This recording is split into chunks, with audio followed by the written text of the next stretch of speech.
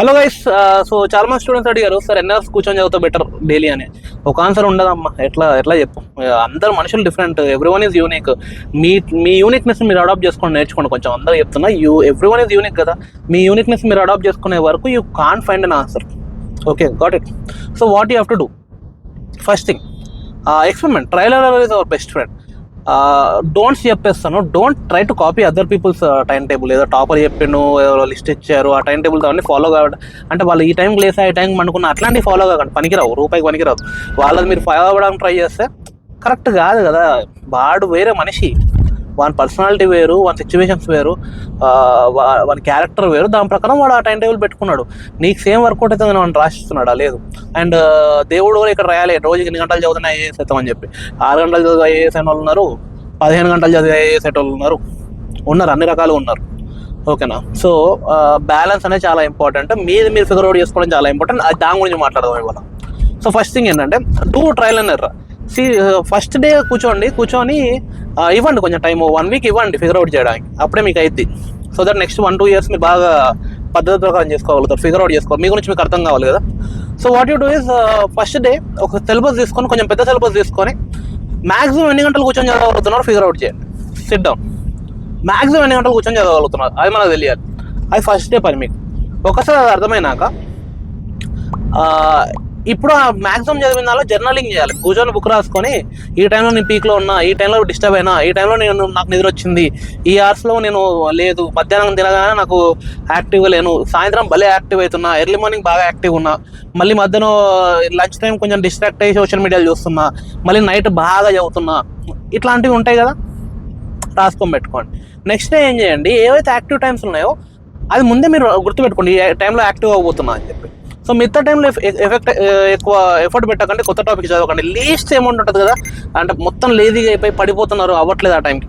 ఆ టైంలో ఏం చదవకండి, మీరే బ్రేక్ ఇచ్చుకోండి ఆ టైంకి. ఓకేనా? బ్రేక్ ఇచ్చేసుకొని మిగతా టైంలో పీక్స్ చూడండి. ఆ పీక్ టైంలలో చదవడానికి ట్రై చేయండి.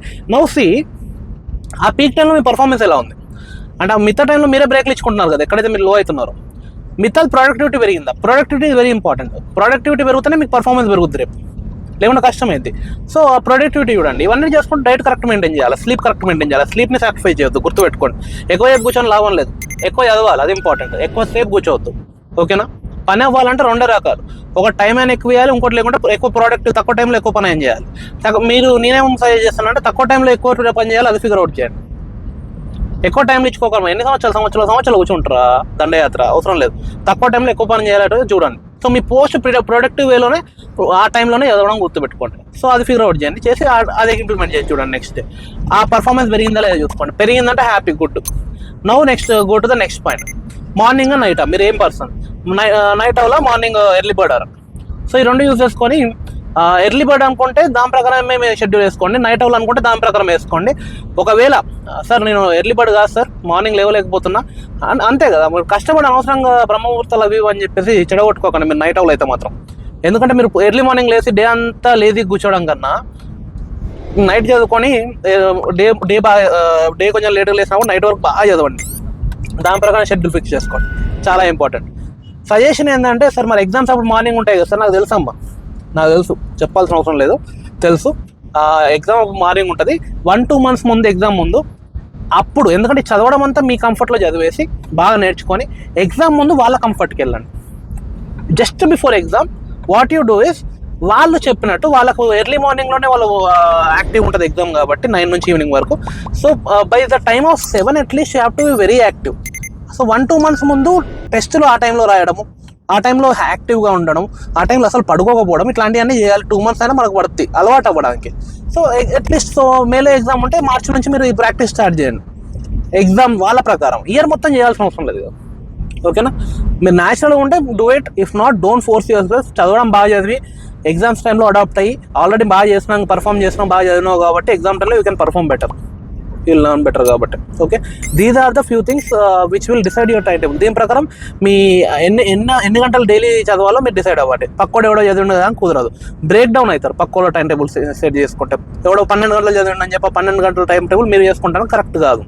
మీరు స్టార్టింగ్ బిగినర్స్ అయితే మీ ప్రకారమే చదవండి. As you go forward, exams దగ్గరకు వస్తుంటే ప్రిలిమ్స్ ముందు 3 నెలల ముందు మీకు కంపల్సరీ 12 గంటలు మినిమం చదవాల్సిందే. మెయిన్స్ అప్పుడు 15 గంటలు కూడా పోవాలి. అర్థమవుతుందా? ఇది మీ time table as you go forward. Beginners మాత్రం don't overdo, get into it. మెల్లిగా అలవాటు చేసుకోండి. స్టార్టింగ్లోనే పిచ్చిగా ఓవర్గా చేసేస్తామంటే సడన్గా బ్రేక్ అయి పడతాం. Remember it. All the best, జాగ్రత్త. ఇంకేమైనా క్వశ్చన్లు ఉంటే జై హింద్.